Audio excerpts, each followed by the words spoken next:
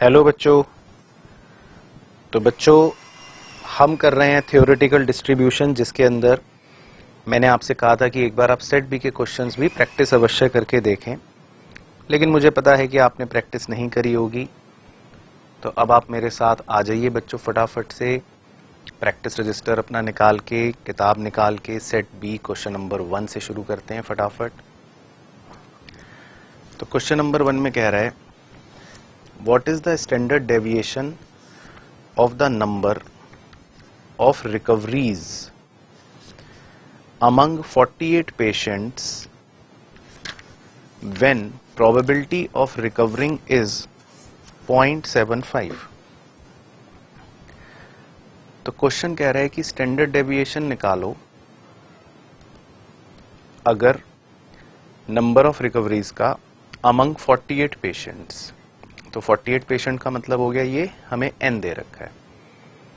When the probability of recovering is 0.75, कह रहा है रिकवर होने की प्रोबेबिलिटी जो है वो 0.75 है। तो मतलब इसको हम बोल सकते हैं ये सक्सेस की प्रोबेबिलिटी है, यानी P है। ठीक है ना। तो हमने बायनोमियल डिस्ट्रीब्यूशन पढ़ा था बच्चों। बायनोमियल डिस्ट्रीब्यूशन जो होता है ना, बायनोमियल डिस्ट्रीब्यूशन जो होता है वो बाय पैरामेट्रिक होता है। बाय पैरामेट्रिक का मतलब उसमें दो पैरामीटर्स दिए होते हैं, n दिया होता है और p दिया होता है। तो ये सवाल में हमें n दिया हुआ है और p दिया हुआ है, तो ये बायनोमियल डिस्ट्रीब्यूशन का क्वेश्चन है। पहली चीज तो ये। और इसके अलावा हम स्टैंडर्ड डेविएशन अगर निकालना भी चाहते हैं तो हमें बायनोमियल डिस्ट्रीब्यूशन लगाना पड़ेगा, क्योंकि n दे रखा है, p दे रखा है। तो अभी बताता हूं कैसे। अब हम q निकाल सकते हैं। q का फॉर्मूला होता है 1 माइनस p। तो q हो गया 0.25। अब स्टैंडर्ड डेविएशन का तो कोई फॉर्मूला हमने नहीं पढ़ा, लेकिन वेरिएंस का फॉर्मूला हमने पढ़ रखा है NPQ। तो इसका मतलब स्टैंडर्ड डेविएशन का फॉर्मूला अंडर रूट NPQ बन जाएगा। तो अगर मैं अंडर रूट के अंदर n into p into q करता हूं एक बार, तो एक बार करके देखो क्या आएगा। n into P into Q आ रहा है बच्चों, 9 आ रहा है ये अंडर रूट के अंदर 9। तो इसका मतलब फाइनल आंसर हो जाएगा 3। तो उसने हमसे स्टैंडर्ड डेविएशन पूछा, तो इसीलिए आंसर हमारा हो जाएगा बच्चों 3। अगर वेरिएंस पूछता तो हमारा आंसर हो जाता 9। तो खैर स्टैंडर्ड डेविएशन का आंसर 3, तो यानी ऑप्शन नंबर डी। तो इसका आंसर हो जाएगा ऑप्शन नंबर डी। इसके बाद question number 2, x is a binomial variable with n 20। कह रहा है x एक बायनोमियल वेरिएबल है जिसमें n जो उसने दिया है वो 20 दे दिया है। ठीक है ना। तो इसकी n की वैल्यू 20 दे रखी है। What is the mean of x if it is known that x is symmetric. हाँ, तो x इज सिमेट्रिक का मतलब समझो। इसका मतलब वो ये कह रहा है कि ये जो बायनोमियल डिस्ट्रीब्यूशन है ये सिमेट्रिक है। अब सिमेट्रिक का होने का मतलब ये है कि ये बायनोमियल डिस्ट्रीब्यूशन एक तरह से नॉर्मल की तरह ही बनेगी, क्योंकि ये सिमेट्रिक है। तो इसका मतलब ये होता है, एक्स इज सिमेट्रिक का मतलब ये हो गया सीधा सीधा कि हमारा यहाँ पर सक्सेस का प्रोबेबिलिटी भी हाफ है और फेलियर की प्रोबेबिलिटी भी हाफ है, क्योंकि तभी सिर्फ ये सिमेट्रिक बन सकता है। अगर सक्सेस और फेलियर हाफ हाफ ना हो प्रोबेबिलिटी, तो ये सिमेट्रिक ना होगा। तो ये लाइन हमें इनडायरेक्टली ये बता रही है कि अगर बायनोमियल डिस्ट्रीब्यूशन लिखा है सिमेट्रिक है, तो ये लाइन हमें इनडायरेक्टली ये बता रही है कि सक्सेस और फेलियर की जो प्रोबेबिलिटी है वो इक्वल है, यानी हाफ हाफ है। तो हमें इनडायरेक्टली पी भी पता चल गया। तो उसने पूछा कि मीन बताओ क्या होगा, व्हाट इज द मीन। तो हमने मीन का फॉर्मूला पढ़ा है बायनोमियल डिस्ट्रीब्यूशन में NP, यानी n इंटू पी। तो 20 इंटू 0.5, तो यानी 10। तो 10 मतलब कि कौन सा ऑप्शन हो जाएगा, ऑप्शन नंबर बी। तो इसका सही आंसर हो जाएगा ऑप्शन नंबर बी। इसके बाद question number 3, x is a binomial with parameters n, p। तो एक x नाम का बायनोमियल डिस्ट्रीब्यूशन है जिसके पैरामीटर्स हैं n और p। What would be the greatest value of the variance of x when n is equal to 16? ये बच्चों हमने नोट्स में लिख रखा है कि वेरियांस की हाईएस्ट वैल्यू जो होती है, वेरियांस की हाईएस्ट वैल्यू का फॉर्मूला आपने लिख रखा है, चेक करना, n/4 लिख रखा है। तो n उसने 16 दे रखा है, तो वेरियांस की हाईएस्ट वैल्यू हो गई 4। तो ऑप्शन नंबर बी। इसके बाद question number 4, if x is a binomial variate with parameter 15 and 1/3, तो इसको ना, इसका मतलब वो ऐसे दे रहा है कि x एक बायनोमियल वेरिएट है जिसके पैरामीटर हैं 15 और 1/3। तो बच्चों ये हमें खुद से समझना है कि n इसका मतलब 15 है और p इसका मतलब 1/3 है। What is the value of mode of the distribution? तो कह रहा है मोड क्या होगा। तो मोड का बच्चों हमने फॉर्मूला लिख रखा था कि n+1 इंटू पी हम पहले निकालते हैं। तो n+1 इंटू पी जब आप निकालोगे तो 16/3, 16/3 कितना आ गया? 5.33। तो मोड का आंसर क्या बनेगा? क्योंकि ये नॉन इंटीजर आ रहा है, तो क्योंकि ये नॉन इंटीजर आ रहा है तो हमने सीखा था कि ये यूनी मॉडल हो जाएगा आंसर। तो मोड का आंसर जो है वो लार्जेस्ट इंटीजर यानी कि 5 हो जाएगा। तो दैट इज, क्या आंसर बन गया हमारा? Option number B. ठीक है, क्लियर। उसके बाद question number 5, what is the number of trials of binomial distribution having mean, mean कह रहा है, एंड SD, और SD कह रहा है ये है। तो कह रहा है एक बायनोमियल डिस्ट्रीब्यूशन का मीन 3 है और SD 1.5 है। तो कह रहा है नंबर ऑफ ट्रायल्स निकालो, आपको n निकालना है। तो इसे पहले स्क्वायरिंग बोथ साइड करके NPQ कर देता हूं। तो 1.5 का स्क्वायर हो गया 2.25। अब NP की वैल्यू 3 दे रखी है तो NP की वैल्यू 3 पुट कर देता हूं, तो ये बन गया। तो Q की वैल्यू आ जाएगी 2.25 डिवाइडेड बाय 3 यानी 0.75। तो Q अगर 0.75 है तो P हो गया 0.25। तो अब NP वाले फॉर्मूले में पुट कर देता हूं। N हमें निकालना है, P है 0.25 इज इक्वल टू 3। तो N इज इक्वल टू 3/0.25। तो N इज इक्वल टू हो गया 12। तो इसका मतलब option number D, D for donkey. तो ऐसे है बच्चों, बस अपने को ना बेसिक फॉर्मूले पता होने चाहिए जो हमने लिखे हैं सारे, और उसी पे आधारित क्वेश्चन इजीली सॉल्व हो जाएंगे। Question number 6, what is the probability of getting 3 heads if 6 unbiased coins are tossed simultaneously. कह रहा है कि हमने 6 सिक्के उछाले, तो मतलब नंबर ऑफ ट्रायल तो 6 हो गए, 6 सिक्के हमने उछाले। तो वो ये कह रहा है बताओ क्या प्रोबेबिलिटी होगी 3 हेड्स आने की। तो इनडायरेक्टली वो ये पूछ रहा है what is the probability of getting 3 heads. तो x इज इक्वल टू 3 ये पूछ रहा है। तो जब हम सिक्का उछालते हैं बच्चों, कॉइन टॉस करते हैं, तो हमें पता है कि हेड आने की प्रोबेबिलिटी है आधी और टेल आने की भी प्रोबेबिलिटी है आधी, है ना, ये हमें पता है। अब बायनोमियल डिस्ट्रीब्यूशन में probability x is equal to 3 का फॉर्मूला याद करो, क्या लिखवाया था? NCX इंटू पी की पावर x इंटू क्यू की पावर n माइनस x, है ना, ये लिखवाया था। इसे सॉल्व कर लेंगे। 6C3 कैसे खुलेगा? Factorial 6 upon factorial 3 into factorial 3, और 0.5 की पावर 3, 0.5 की पावर ये भी 3 ही हो जाएगा, तो इसका मतलब 0.5 की पावर 6। तो इसे सॉल्व कर लेते हैं। 6 इंटू 5 इंटू 4, आगे का 3 to 1 एक से कट जाएगा, 3 इंटू 2 इंटू 1 और इंटू 1/2 लिख सकता हूँ हाफ को की पावर 6। तो इसे सॉल्व कर लो बच्चों। तो इसे आप भी सॉल्व कर लो, मैं भी सॉल्व कर लेता हूँ। तो ये 3 और 2 कट गया, 6 कट गया। 2 की पावर 6 क्या होती है? ऊपर तो 20 आ रहा है, 2 की पावर 6 बताओ बच्चों। 2 की पावर 6 कर लेता हूँ बच्चों, आप भी करके देखो। 64।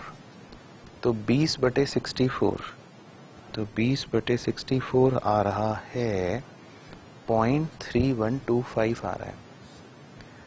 तो इसका मतलब हो गया ऑप्शन नंबर सी। तो इसका सही आंसर हो जाएगा ऑप्शन नंबर सी, ठीक है ना। इसके बाद question number 7, if the overall percentage of success in an exam is 60। तो ओवरऑल परसेंटेज का मतलब है 60 का मतलब है ओवरऑल परसेंटेज 60 का मतलब है कि भाई ऐसे कहते हैं ना कि भाई 10th का रिजल्ट आया, 12th का रिजल्ट आया तो 60% बच्चे सक्सेसफुल हुए, तो यानी 60% बच्चे पास हो रहे हैं। तो एक तरह से ये हमें ये बता रहा है कि अगर 100 बच्चे एग्जाम देने बैठते हैं तो 60% ही सक्सेसफुल होते हैं।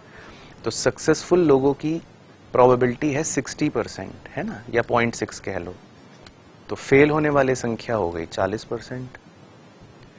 What is the probability that out of a group of 4 students, कह रहा है कि मान लो 4 बच्चे हैं अगर एग्जाम में बैठे हुए, उनमें से out of the group of 4 students at least 1 has passed, कह रहा है कम से कम एक बच्चा तो पास हो ही हो।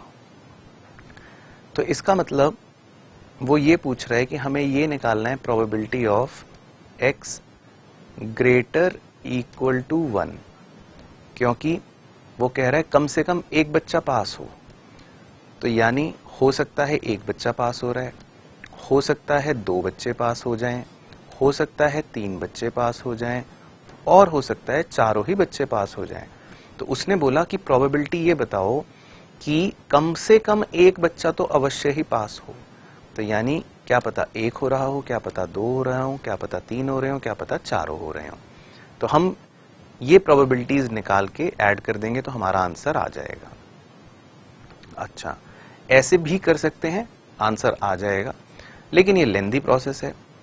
अब हमें पता होता है कि कुल प्रोबेबिलिटी 1 है, कुल प्रोबेबिलिटी 1 होती है, सारी संभावनाएं जोड़ दें तो 1 आता है, ये हमने पढ़ रखा है। तो अगर एक बच्चा पास हो, 2 बच्चा पास हो, 3 पास हो, चारों पास हो जाएं, ऐसे निकालने की बजाय मैं पहले ये निकाल लूं कि मान लो कोई भी बच्चा पास नहीं हो रहा, प्रोबेबिलिटी x 0, यानी कि सारे बच्चे फेल हो रहे हैं, कोई भी बच्चा पास नहीं हो रहा, और टोटल प्रोबेबिलिटी 1 में से वो हटा दूं तो भी यही आंसर निकलेगा। तो मतलब आप अपने घर में ऐसे निकाल के देख लेना चाहें लेंथी प्रोसेस से, और हम अभी ऐसे निकाल लेते हैं तो भी आंसर हमारा सेम ही आएगा। तो वो बेसिकली ये पूछ रहा है कि इसकी प्रोबेबिलिटी क्या होगी। तो आइए करके देखते हैं। 1 तो ये एज इट इज है। अब प्रोबेबिलिटी x इक्वल टू 0, क्या था फॉर्मूला? NCX, n मतलब 4 लिख लेता हूं, चलो 4C0 इंटू p की पावर x इंटू q की पावर n माइनस x। तो 4C0 तो 1 हो जाता है, 0.6 की पावर 0 ये भी 1 हो जाता है, इंटू 0.4 की पावर 4। तो 1 माइनस 0.4 की पावर 4 एक बार सॉल्व कर लेते हैं। 0.4 की पावर 4 0.0256, तो 1 में से इसे माइनस कर देते हैं तो ये बच रहा है 0.9744। तो 0.9744 बच रहा है, ठीक है ना। आप घर में अगर ये निकालोगे, चारों को ऐड करोगे तो भी यही आएगा 100% श्योरिटी के साथ। तो हमारा ऑप्शन हो गया ऑप्शन नंबर बी। इसके बाद question number 8, what is the probability of making 3 correct guesses in 5 true false answer type questions. तो बच्चों 5 क्वेश्चंस हैं ट्रू फॉल्स के, तो यानी n तो 5 है। अब ट्रू फॉल्स में आपका सही तुक्का लगेगा, इसकी प्रोबेबिलिटी क्या है भाई, या तो ट्रू होगा या फॉल्स होगा। तो आधी प्रोबेबिलिटी है ट्रू होने की, आधी प्रोबेबिलिटी है फॉल्स होने की। ये भी कॉइन टॉस वाले क्वेश्चन की तरह ही हो गया ना। तो ट्रू या फॉल्स में हमारी ट्रू की प्रोबेबिलिटी भी हाफ है और क्यू की फॉल्स की प्रोबेबिलिटी भी हाफ है। तो अब वो ये पूछ रहा है कि बताओ इस बात की क्या प्रोबेबिलिटी है कि आपके 3 गेस सही हो जाएंगे। यानी आपको प्रोबेबिलिटी निकालनी है कि x इक्वल टू 3, आपके 3 करेक्ट गेसेस हो जाएंगे। तो क्या है फॉर्मूला, NCX इंटू पी की पावर x इंटू क्यू की पावर n माइनस x, है ना, यही है। तो इसे सॉल्व कर लेते हैं। Factorial 5 upon factorial 3 into factorial 2 into 0.5 की पावर, ये 3 है, ये 0.5 की पावर 2 है, तो 0.5 की पावर 5 ही कर लेते हैं। फैक्टोरियल 5 सॉल्व कर लेते हैं। 5 इंटू 4 इंटू 3 टू 1, तो फैक्टोरियल 3 से कट जाएगा। फैक्टोरियल 2 2 इंटू 1, और इसे 1/2 की पावर 5 ही लिख लेता हूँ। ये सॉल्व कर लेते हैं, 2 आ गया। तो 10 अपॉन 2 की पावर 5 कितना होता है सर? 2 की पावर 5 होता है 32। तो 10/32 कितना होता है सर? 10/32 आता है 0.3125। तो 0.3125 का मतलब हो गया ऑप्शन नंबर ए। ठीक है ना, ऑप्शन नंबर ए। इसके बाद question number 9, if the standard deviation of Poisson variate. तो यहां से बच्चों हमारे पॉइजन के क्वेश्चन शुरू हो गए। जैसे पहले बायनोमियल के थे ना, तो अब ये पॉइजन के क्वेश्चंस हैं। तो पॉइजन वाले नोट्स भी आप निकाल के रखना, उन बातों को ध्यान रखना। If the standard deviation of Poisson variate x is 2, कह रहा है एक पॉइजन डिस्ट्रीब्यूशन है, उसका स्टैंडर्ड डेविएशन 2 है। अब पॉइजन वेरिएशन में हमने लिखा था कि वेरियांस जो होता है वो m होता है, तो स्टैंडर्ड डेविएशन इसका मतलब √m होता है। तो वो आपको इनडायरेक्टली √m दे रहा है 2, तो आप m निकाल सकते हो स्क्वायरिंग बोथ साइड करके। 4 पहले इतना निकल गया। अब वो कह रहा है what is the probability of 1.5 से बड़ा है x की वैल्यू लेकिन 2.9 से छोटी है x की वैल्यू, इसकी प्रोबेबिलिटी निकाल रहा है। ठीक है, पॉइजन डिस्ट्रीब्यूशन में। चलो, तो अब ध्यान से मेरी बात सुनना, बिल्कुल ध्यान से। ठीक है बच्चों, पॉइजन डिस्ट्रीब्यूशन जो होते हैं, ये बताओ कि हमने क्या पढ़ा था। क्या ये कॉन्टिन्यूअस वेरिएट में लगते हैं या ये डिस्क्रीट सीरीज में लगते हैं? डिस्क्रीट वेरिएट्स में लगते हैं। याद करो बेसिक लेक्चर। तो आप कहोगे कि सर पॉइजन डिस्ट्रीब्यूशन तो डिस्क्रीट वेरिएट में लगाते हैं, है ना, क्योंकि पॉइजन डिस्ट्रीब्यूशन होता ही डिस्क्रीट प्रोबेबिलिटी डिस्ट्रीब्यूशन है। तो यानी इसमें कोई भी नंबर फ्रैक्शन में अगर है तो वो मतलब हम कंसिडर नहीं कर रहे होते। डिस्क्रीट का मतलब होता है काउंटेबल। तो 1 है तो 1 के बाद सीधा 2 आएगा, 2 है तो 2 के बाद सीधा 3 आएगा, 3 है तो 3 के बाद सीधा 4 आएगा। ये कॉन्टिन्यूअस वेरिएट नहीं है कि 1.1, 1.2, 1.3 भी हो सकते हैं, 2.9, 2.8 भी हो सकते हैं। नहीं, 1 से 2, 2 से 3, 3 से 4, ये रेंज नहीं होते, ये तो काउंटेबल चीजें होती हैं। ठीक है, अब ये क्वेश्चन की चालाकी होती है बच्चे को एकदम से डरा देने की, कि ऐसा दे देता हूं और बच्चा घबरा जाएगा। अब पहले यहां से समझा देता हूं। वो कह रहा है 1.5 से बड़ा, तो 1.5 यहां पर लाई करेगा, और 2.9 से छोटा 2.9 यहां पर लाई करेगा, 3 से थोड़ा सा पहले। तो इसका मतलब ये जो एरिया मैंने बनाया वो कह रहा है इसकी प्रोबेबिलिटी बताओ पॉइजन डिस्ट्रीब्यूशन में, है ना। तो इसको थोड़ा सा और बाहर निकाल देता हूं, ये बन जाएगा। तो अब आप देखो, हम ये पॉइजन डिस्ट्रीब्यूशन जो निकालते हैं ये एक डिस्क्रीट प्रोबेबिलिटी डिस्ट्रीब्यूशन है। ये सीधा या तो 1 की बताएगा, अब 1 तो हो गया छोटा, फिर ये बताएगा 2 की, 2 आ गया इस दायरे के अंदर, फिर ये सीधा बताएगा 3 की, 3 आ गया दायरे के बाहर। तो ये क्वेश्चन जो है ना, ये टेक्निकली पता है आपसे क्या पूछ रहा है, प्रोबेबिलिटी x इक्वल टू 2, क्योंकि 1 आप बता नहीं सकते वो इस दायरे से बाहर है, 3 आप बता नहीं सकते वो भी उस दायरे से बाहर है, तो वो दे ऐसे रहा है आपको डराने के लिए, लेकिन आपसे पूछ रहा है वो ये बेसिकली। अगर ऐसे दे देता तो बच्चा झट से निकाल लेता, ऐसे दे रहा है तो ये इसकी चाल है। तो चाहे वो ऐसे देता मान लो, चाहे कुछ भी देता, मैं कह रहा हूं, समझ गए ना मेरी बात, चाहे वो कुछ भी देता, हर पॉइंट में आपको 2 की ही प्रोबेबिलिटी निकालनी होती है। ये सब उसके डराने के तरीके हैं, ये सब उसके डराने के तरीके हैं।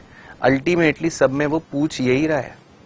तो पॉइजन डिस्ट्रीब्यूशन हो या बाइनोमियल डिस्ट्रीब्यूशन हो, same goes for binomial as well, क्योंकि वो डिस्क्रीट प्रोबेबिलिटी डिस्ट्रीब्यूशंस होते हैं। तो ये सिर्फ आपको डराने हेतु दिया होता है, इसका मतलब हमें ये निकालना है 2 की प्रोबेबिलिटी। तो पॉइजन का फॉर्मूला याद करो, वो तो आपको लिखवा ही रखा है, अब उसमें तो नहीं कह सकते। हाँ सर, उसमें नहीं कह सकते हम। e की power minus m into m की power x whole divided by factorial x, है ना, यही था। अब e की पावर माइनस 4 जो है उसको नीचे ले आता हूं, 4 का पावर 2 तो हो गया 16, तो e की पावर 4 नीचे ले आया और फैक्टोरियल 2, यानी ये तो 2 ही होगा, इससे ये कट गया 8। तो अभी तक बच रहा है 8 अपॉन, यहां कर लेता हूं चलो, 8 अपॉन e की पावर 4। अब e क्या था, e हमने लिखा था 2.718 ऑलवेज, इसकी पावर 4। तो पहले तो 2.718 की पावर 4 निकाल लो, चलो तो मैं भी निकाल लेता हूं, ठीक है। तो e की पावर 4, ठीक है, निकाल लिया। फिर उसको 8 से भाग दे देता हूं, तो 8 से भाग देकर वो आ रहा है 0.145, ये आ रहा है अप्रोक्सीमेटली मेरा ऑन द कैलकुलेटर। तो इसमें थोड़ा सा अप्रोक्सीमेशन डिफरेंस हो सकता है बच्चों, क्योंकि हम 3 डेसिमल प्लेस तक ले रहे हैं e की वैल्यू, जबकि e की वैल्यू और भी बड़ी हो जाती है। तो 0.145 के नजदीकी ऑप्शन जो है वो बिल्कुल सही होगा। तो ऑप्शन है कौन सा, यानी ऑप्शन नंबर डी, 0.144, है ना। तो इसका ऑप्शन हो गया 0.145 या 144, ऑप्शन नंबर डी। इसके बाद question number 10, if the mean of a Poisson variate is 1, कह रहा है एक पॉइजन वेरिएट का मीन 1 है। तो मीन का फॉर्मूला क्या लिखा था पॉइजन के अंदर, m, तो इसका मतलब वो कह रहा है m 1 है। What is the probability of x equals to takes the value at least 1, कह रहा है बताओ इस बात की क्या प्रोबेबिलिटी है कि x की वैल्यू कम से कम 1 तो होगी ही होगी। कम से कम 1 का मतलब है या तो 1 होगी, या 2 होगी, या 3 होगी, या 4 होगी, या 5 होगी, या 6 होगी, या 7 होगी, या 8 होगी। ये तो करते रहोगे, ऐसे तो कुछ भी होगी। तो अब इतना तो निकाल नहीं सकते, तो मैं ये निकाल लेता हूं कि प्रोबेबिलिटी x की 0 होने की जो भी होगी, तो अगर उसको टोटल प्रोबेबिलिटी 1 में से घटा दूं तो बात वही आ जाएगी। तो जो मुझे निकालना है वो मैं ऐसे निकाल लूंगा। तो हम प्रोबेबिलिटी x इक्वल टू 0, अब फॉर्मूला लगाओ, क्या है, e की power minus m into m की power x divided by factorial x। तो 1 माइनस, ये भी 1 होता है, 1 की पावर 0 1, फैक्टोरियल 0 भी 1, e की पावर माइनस 1 को मैं 1 अपॉन e लिख लेता हूं। इसे सॉल्व कर लेते हैं। तो e तो पता ही है 2.718, तो इसे बच्चों सॉल्व कर लोगे आप, मैं भी कर लेता हूं पूरा मैथ सॉल्व करके। 2.718 कर लिया, ठीक है। तो ये आ रहा है 0.632 आ रहा है बच्चों ऑन द कैलकुलेटर। तो 0.632, तो 0.632 का मतलब हो गया आपका ऑप्शन नंबर सी। तो इसका आंसर हो जाएगा ऑप्शन नंबर सी। इसके बाद question number 11, if x is a Poisson variate with parameter m। ऐसे देने का मतलब है कि x एक पॉइजन वेरिएट है p और जिसका पैरामीटर है m। तो बच्चों याद करो, हमने लिख रखा है नोट्स में कि पॉइजन डिस्ट्रीब्यूशन एक यूनिवेरिएट सीरीज होती है, यूनिवेरिएट डिस्ट्रीब्यूशन होता है, जिसका मतलब उसमें बस एक ही पैरामीटर होता है और वो m होता है। And it's coefficient of variation is 50। कह रहा है इसका कोफिशिएंट ऑफ वेरिएशन जो है वो 50 है। तो कोफिशिएंट ऑफ वेरिएशन हमने पढ़ रखा है पहले चैप्टर में कि कोफिशिएंट ऑफ वेरिएशन का फॉर्मूला क्या होता है, standard deviation upon mean into 100। तो इनडायरेक्टली वो कह रहा है वो 50 है। फिर आगे दे रखा है what is the probability that x would assume only non zero values. ठीक है, तो वो तो अभी मैं आता हूं। तो standard deviation upon mean into 100 is equal to 50। अब पॉइजन डिस्ट्रीब्यूशन में याद करो, मीन का मतलब क्या था, मीन का मतलब था फॉर्मूला m। पॉइजन डिस्ट्रीब्यूशन में वेरियांस का फॉर्मूला क्या था, m। तो अगर वेरियांस m है तो स्टैंडर्ड डेविएशन को मैं रूट m लिख सकता हूं, है ना, ये लिख सकता हूं। तो अब इस फॉर्मूले में मैं वैल्यूज अगर पुट करूं, स्टैंडर्ड डेविएशन की जगह आ गया रूट m, मीन की जगह आ गया m into 100 is equal to 50। इस इक्वेशन में ये कट के रूट m बन जाएगा। तो 1 upon root m into 100 is equal to 50। थोड़ी सी गणित कर देते हैं, रूट m को उधर ले जाते हैं, 50 को इधर ले आते हैं। तो रूट m बन जाएगा 100/50। तो रूट m बन जाएगा 2, स्क्वायरिंग बोथ साइड, तो m आ जाएगा 4। तो पहले मैंने m निकाल लिया, तो पहले मैंने m निकाल लिया और मेरा m आ गया बच्चों 4। ठीक है ना, तो पहले हम यहां तक पहुंच गए। अब वो ये पूछ रहा है कि बताओ इस बात की क्या प्रोबेबिलिटी है कि x की value only non zero values को ले। नॉन जीरो वैल्यूज का मतलब है जीरो नहीं होना चाहिए, उसके अलावा कुछ भी हो। यानी इसमें भी वो वही कह रहा है कि क्या पता वो 1 हो, क्या पता वो 2 हो, क्या पता वो 3 हो, क्या पता वो 4 हो, कुछ भी हो ऐसे। तो हम अगर टोटल प्रोबेबिलिटी 1 में से 0 होने की प्रोबेबिलिटी घटा दें तो बाकी सब निकल जाएगा। तो अब क्या है formula probability x equals to 0 में, e की power minus m into m की power x divided by factorial x। तो सीधा सीधा ये भी 1 हो गया, ये भी 1 हो गया। e की पावर -4 को मैं 1 अपॉन e की पावर 4 लिख सकता हूं और e आपको पता ही होता है 2.718। तो इस पूरी गणित को सॉल्व कर लेते हैं कैलकुलेटर पे। तो सर आप भी एक बार करके देख लो, ठीक है, मैं भी करके देख लेता हूं। तो ये आ जाएगा सर, कितना आ जाएगा, पहले ये आ गया, उसको 1 से भाग दे देता हूं, -1 डिवाइडेड बाय 54.5755। तो ये आ रहा है बच्चों मेरा सॉल्व करके 0.982।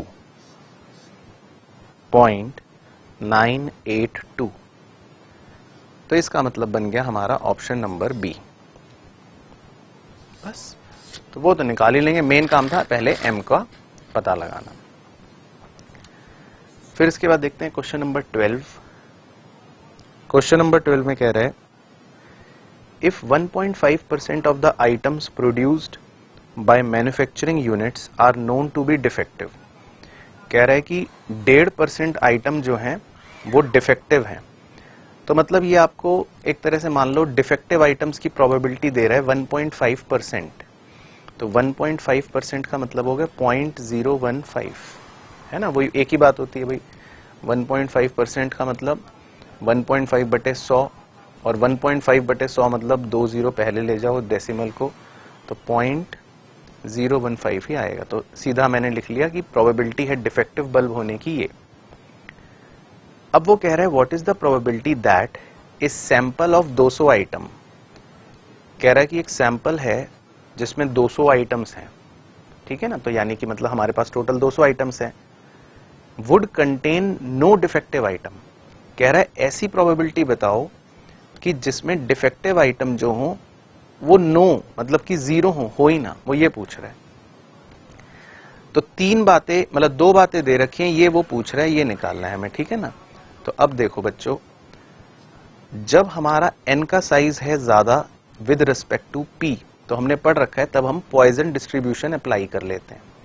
यानी n बहुत ज्यादा होता है और प्रोबेबिलिटी सक्सेस की या किसी भी चीज की बहुत कम होती है, तो हम उस केस में पॉइजन डिस्ट्रीब्यूशन का इस्तेमाल कर लेते हैं। तो इसमें हम पॉइजन डिस्ट्रीब्यूशन लगाते हैं। तो पहले मैं m की वैल्यू निकाल रहा हूं। तो m की वैल्यू आएगी n इंटू पी करके, तो वो कितनी आ जाएगी सर, वो आ जाएगी पहले 3। अब प्रोबेबिलिटी x इक्वल्स टू 0, तो फॉर्मूला लगा दो e की power minus m into m की power x whole divided by factorial x।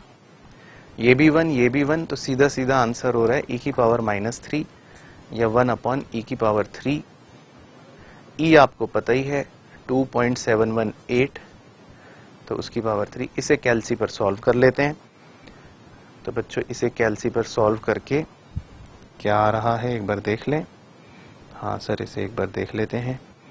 तो इसे सॉल्व करके आ रहा है 1 डिवाइडेड बाय 20, यानी 0.05 आ रहा है बच्चों।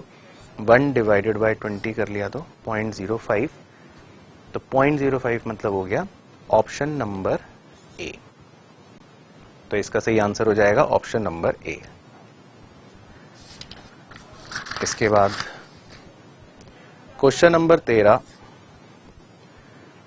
For a Poisson variate X. कह रहा है एक पॉइजन वेरिएट है जिसमें प्रोबेबिलिटी x इक्वल टू 1 की बराबर है प्रोबेबिलिटी x इक्वल टू 2 के। कह रहा है what is the mean of x। कह रहा है मीन निकालो।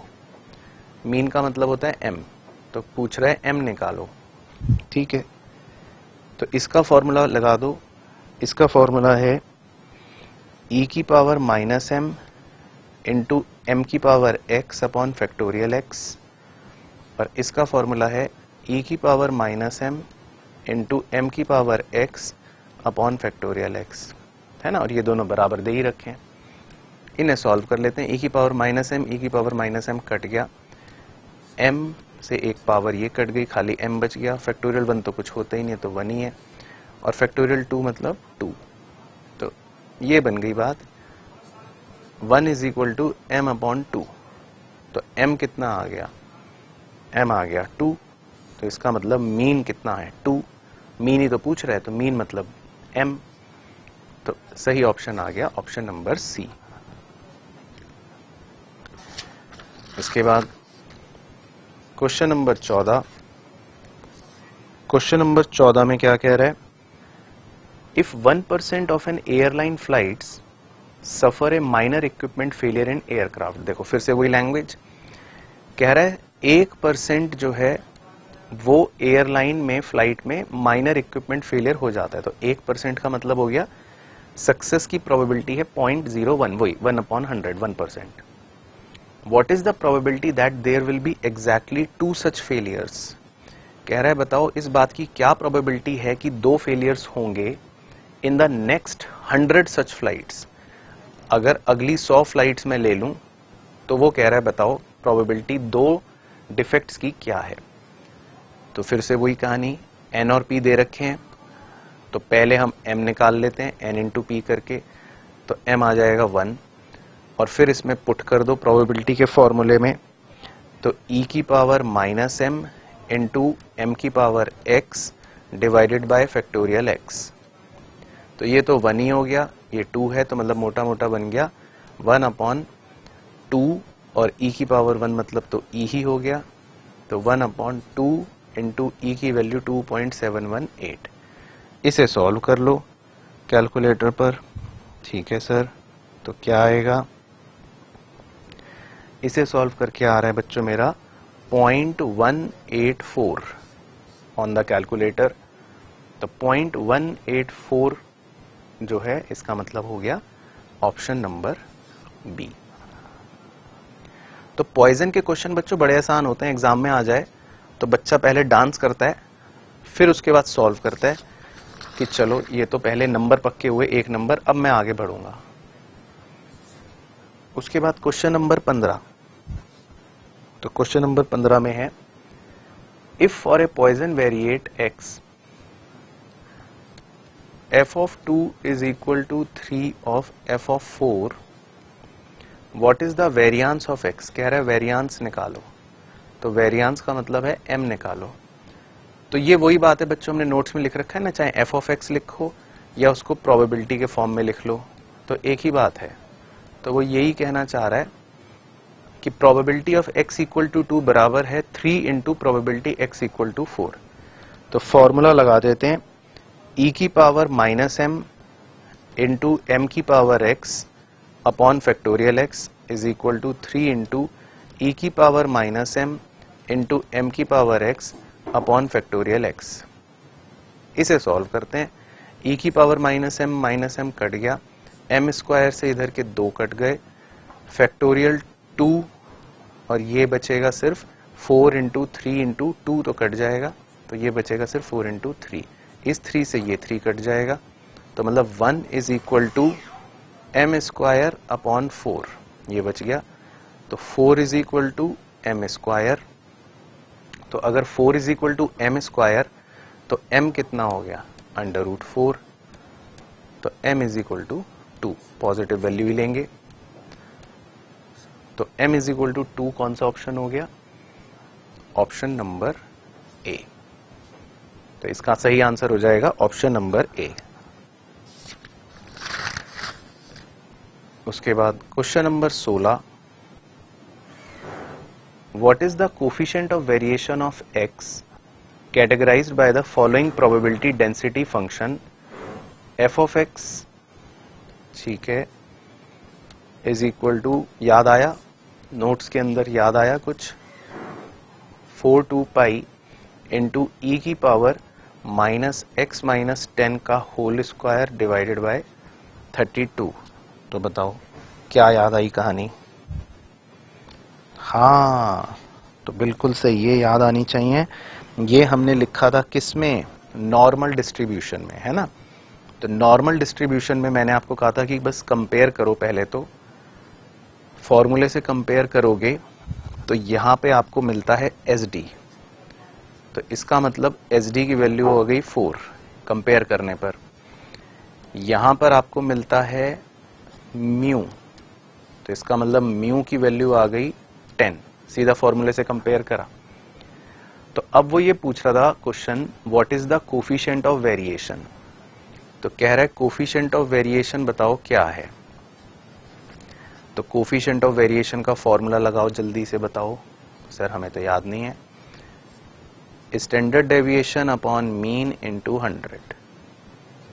स्टैंडर्ड डेविएशन है 4, म्यू मतलब मीन, मीन है 10 इंटू 100, तो कितना आ गया? 40।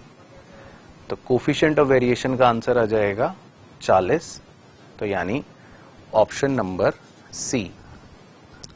क्वेश्चन नंबर 17,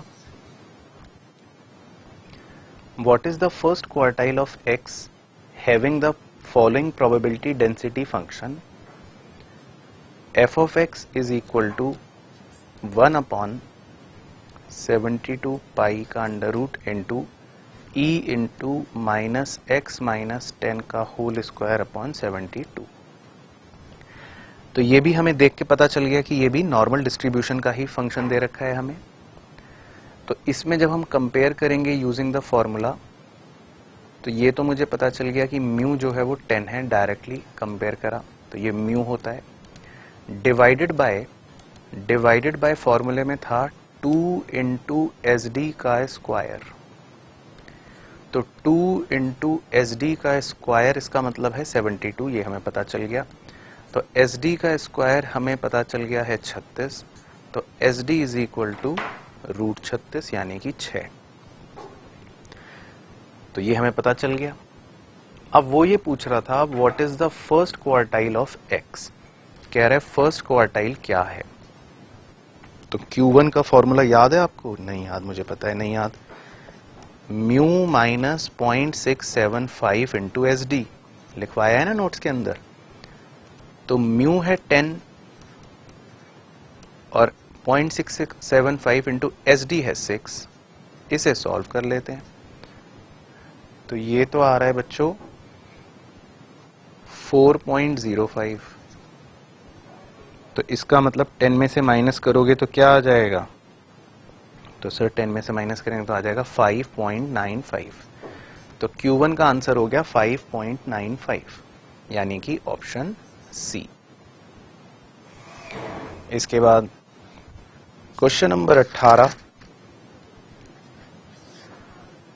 क्वेश्चन नंबर 18 में लिखा है if 2 quartiles of normal distribution having parameter mu and SD square। बच्चे नॉर्मल डिस्ट्रीब्यूशन का तरीका होता है ना देने का, उसके दो पैरामीटर्स होते हैं, एक म्यू होता है एक SD स्क्वायर होता है। वो तो ऐसे दे रहा है कि ये नॉर्मल डिस्ट्रीब्यूशन है। तो इफ 2 क्वार्टाइल्स आर 14.6, कह रहा है क्वार्टाइल 1 जो है वो 14.6 है और दूसरा है 25.4। तो क्वार्टाइल 3 है 25.4। तो एक बार Q1 और Q3 के फॉर्मूले बताओ, याद हैं? हाँ सर अब तो याद आ गए। Mu minus 0.675 into S D और mu plus 0.675 into S D. तो ये दे रखा है। What is the standard deviation of distribution, कह रहे स्टैंडर्ड डेविएशन बताओ क्या है। तो पहले हम इन दोनों इक्वेशन को सॉल्व कर लेते हैं। तो ऐड कर लेता हूं। तो 2 म्यू जो है वो आ जाएगा कितना? 40। तो म्यू आ गया 20। ठीक है, म्यू 20 आ गया। अब इस इक्वेशन में पुट कर देता हूं। 20 minus 0.675 S D is equals to 14.6। तो 0.675 S D is equal to 14.6 इधर आ गया 5.4। तो S D is equal to निकाल लो कैलकुलेटर पे, 5.4 डिवाइडेड बाय 0.675। तो एस डी इज इक्वल टू आ रहा है 8। तो इसका आंसर हो जाएगा स्टैंडर्ड डेविएशन 8 यानी कि ऑप्शन नंबर डी। इसके बाद क्वेश्चन नंबर 19। क्वेश्चन नंबर 19 में कह रहा है if mean deviation of a normal variable is 16। कह रहा है मीन डेविएशन जो है वो है 16। व्हाट इज क्वार्टाइल डेविएशन, कह रहा है क्वार्टाइल डेविएशन निकालो। ठीक है, तो मीन डेविएशन अगर 16 है तो क्वार्टाइल डेविएशन निकालने को कह रहा है। तो बच्चों हमने एक फॉर्मूला पहले लिख रखा था। मीन डेविएशन जो होता है 0.8 इंटू स्टैंडर्ड डेविएशन। तो इससे सबसे पहले आप स्टैंडर्ड डेविएशन निकाल लोगे। तो स्टैंडर्ड डेविएशन आपका आ जाएगा कितना? 20। ठीक है, पहले तो ये आ गया। अब क्वार्टाइल डेविएशन में डायरेक्टली फॉर्मूला भी लगा सकता हूं, पर एक बार आपको बता देता हूं वो आया कैसे। Q1 का फॉर्मूला क्या है? Mu minus 0.675 S D. Q3 का फॉर्मूला क्या है? Mu plus 0.675 S D. और क्वार्टाइल डेविएशन का फॉर्मूला होता है Q3 माइनस Q1 अपॉन 2। तो जब मैं Q3 माइनस Q1 करूंगा तो पता है क्या बनेगा? Q3 तो बनेगा mu plus 0.675 S D, minus Q1 करूंगा तो माइनस म्यू, वो प्लस हो जाएगा प्लस 0.675 एस डी अपॉन 2, ये बन जाएगा। अब म्यू से म्यू कट जाएगा हमेशा, तो 0.675 SD फिर प्लस दोबारा से 0.675 SD कर रहे हो, 2 बार करोगे तो उस 2 से ये 2 भी कट जाएगा। तो मतलब घूम फिर के यही आता है क्वार्टाइल डेविएशन का फॉर्मूला। तो क्वार्टाइल डेविएशन इज 0.675 SD, ये हो जाता है। तो हम अगर सीधा ये फॉर्मूला अप्लाई करें कि quartile deviation is equal to 0.675 SD, तो SD हमने निकाल ही लिया है अभी अभी 20, तो बस करके देख लो, 20 को गुना कर लो 0.675 से, तो ये आएगा 13.5। तो इसका मतलब सही ऑप्शन क्या बन गया हमारा 13.5 के हिसाब से? Option number B. तो ये हो गया सही आंसर। इसके बाद क्वेश्चन नंबर 20। तो क्वेश्चन नंबर 20 देख लेते हैं। उसमें कह रहा है if the point of inflection of a normal curve are 40 and 60। अब पॉइंट ऑफ इन्फ्लेक्शन क्या थे? म्यू माइनस SD और म्यू प्लस SD। तो वो कह रहा है कि वो 40 और 60 हैं।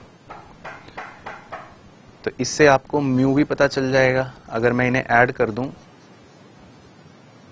तो 2 म्यू इज इक्वल टू 100, तो म्यू इज इक्वल टू 50, ये पता चल गया। और इस इक्वेशन में, पहली वाली इक्वेशन में म्यू की जगह 50 पुट करके मुझे SD भी पता लग जाएगा। SD उधर चला गया, 40 इधर आ गया, तो मुझे SD भी पता चल गया, म्यू भी पता चल गया, SD भी पता चल गया। तो अब क्वेश्चन कह रहा है then its mean deviation is. तो कह रहा है मीन डेविएशन बताओ। तो मीन डेविएशन का फॉर्मूला क्या था? मीन डेविएशन, तो मीन डेविएशन का फॉर्मूला था 0.8 SD। SD की वैल्यू क्या दे रखी है? 10। तो MD की वैल्यू हो गई 8। तो सही ऑप्शन हो गया ऑप्शन नंबर ए। इसके बाद क्वेश्चन नंबर 21। तो 21 में क्या दे रखा है? If the quartile deviation of normal curve is 4.05। तो हमें क्वार्टाइल डेविएशन दे रखा है 4.05, then its mean deviation is, MD पूछ रहा है। तो बच्चों हमने अभी फॉर्मूला लिखा था QD is equal to 0.675 into SD। तो इससे पहले SD निकाल लेता हूं। तो इससे SD तो निकलेगा, कितना निकल जाएगा? 4.05 डिवाइडेड बाय 0.675, 6 निकल जाएगा। और MD का फॉर्मूला होता है 0.8 इंटू SD। तो 0.8 इंटू 6, तो 0.8 इंटू 6 हो जाएगा 4.8। तो बस, तो 21 का सही ऑप्शन बन गया ऑप्शन नंबर डी। तो नॉर्मल डिस्ट्रीब्यूशन में भी क्वेश्चन जो आते हैं वो ऐसे आते हैं, बस आपको डायरेक्ट फॉर्मूला अप्लाई करना है और वेरी इजीली हमारा आंसर आ जाता है। इसके बाद question number 22। If the first quartile and mean deviation about median of a normal distribution are 13.25 and 8 respectively. कह रहा है क्वार्टाइल 1 जो है वो 13.25 है। क्वार्टाइल 1 का फॉर्मूला क्या? Mu minus 0.675 SD। और मीन डेविएशन कह रहा है 8 है। मीन डेविएशन उसने 8 बताया। तो मीन डेविएशन का फॉर्मूला था 0.8 इंटू SD। तो इससे पहले तो आप SD निकाल सकते हो। तो इससे आपका SD आ जाएगा 10। तो वो ये पूछ रहा है then mode of the distribution is. कह रहा है डिस्ट्रीब्यूशन का मोड बताओ क्या होगा। तो नॉर्मल डिस्ट्रीब्यूशन में मोड का मतलब होता है म्यू, म्यू निकालना है। तो हमारे पास ये इक्वेशन है अभी ऊपर। तो इस इक्वेशन में 13.25 is equal to mu minus 0.675 into SD की जगह 10 पुट कर दिया। तो म्यू माइनस 6.75 बन गया। ये उधर ले जाओ तो म्यू इज इक्वल टू कितना आ जाएगा? तो 13.25 प्लस 6.75, तो म्यू आ जाएगा 20। तो इसका मतलब मोड का आंसर हो जाएगा 20, यानी ऑप्शन नंबर ए। तो इसमें भी डायरेक्ट फॉर्मूला था। इसके बाद क्वेश्चन नंबर 23, ये बहुत ही अच्छा क्वेश्चन है बच्चों, इससे आपको हमारे एग्जाम्पल्स याद आएंगे। क्वेश्चन नंबर 23 में है, if the area of standard normal curve between Z0 to Z1 is 0.3413। हालांकि ये हमने ऑलरेडी लर्न कर रखे हैं। कह रहा है कि Z0 से लेकर Z1 के बीच का जो एरिया है, और वो वैसे हमें ऑलरेडी पता ही है कि वो 0.3413 होता है, 34.13 है ना, कार्ल गॉस ने बताया था, लेकिन उसने दे दिया क्वेश्चन ने कि ये है मान लो area. Then the value of phi 1। तो बच्चों इसका मतलब हमने सीखा था, याद करो नोट्स में लिखा था मैंने। phi 1 का मतलब है कि हम इस पॉइंट पर खड़े हैं। 1 मतलब z की वैल्यू 1 वाले पॉइंट पर हम खड़े हैं। और phi 1 का मतलब होता है, हमेशा बाय डिफॉल्ट ये माना जाता है कि हम कहाँ का एरिया देख रहे हैं। हम देखते हैं हमेशा एरिया टुवर्ड्स लेफ्ट, यानी हमें इतना एरिया बताना है एरिया टुवर्ड्स लेफ्ट कि ये कितना है। तो phi 1 का मतलब है हम ये फाइंड आउट कर रहे हैं कि इस पॉइंट से एरिया टुवर्ड्स लेफ्ट कितना है।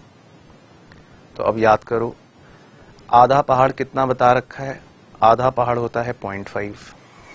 तो अगर ये है आधा पहाड़ 0.5, ये है 0.3413, तो आंसर क्या हो गया 0.8413। बस सिंपल। तो इसका ऑप्शन हो जाएगा ऑप्शन नंबर बी। तो इसी तरह phi 2 पूछता तो आप 2 पर खड़े हो जाते, Z2 पर खड़े होके लेफ्ट में देख लेते। phi 3 पूछता तो Z3 पे खड़े हो जाते, एरिया टुवर्ड्स लेफ्ट देख लेते। तो ये मतलब होता है। उसके बाद क्वेश्चन नंबर 24 में कह रहा है, if x and y are two independent normal variables.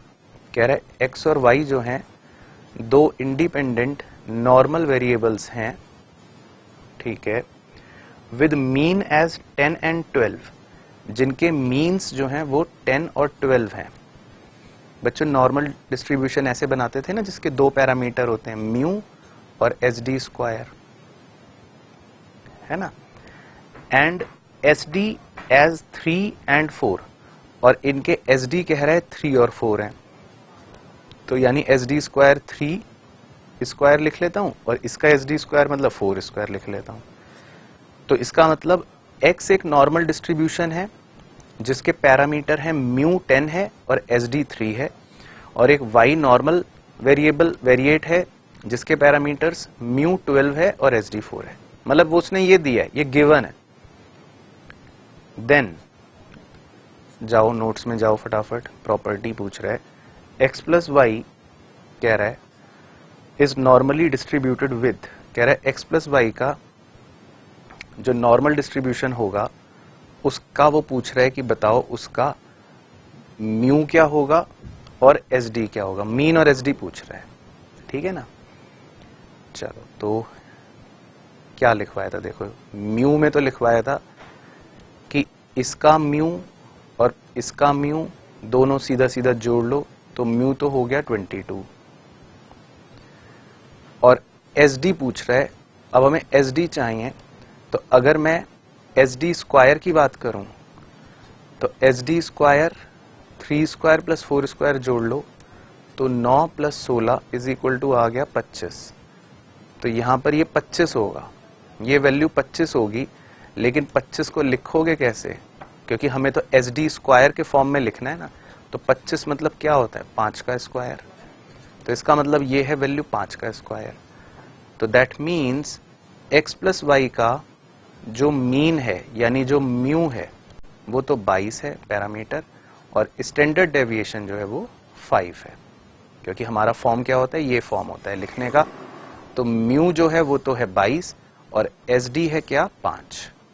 तो ये आंसर ढूंढो, मीन 22 और एस डी 5। तो मीन 22 और एसडी 5 यानी ऑप्शन नंबर सी। तो ये है बच्चों हमारा पूरा थ्योरेटिकल डिस्ट्रीब्यूशन का चैप्टर। मैं उम्मीद कर रहा हूं आपका इस चैप्टर का नंबर जो एग्जाम में है वो बिल्कुल पक्के हो गए और सारे क्वेश्चंस इसके हमने डिस्कस भी कर लिए।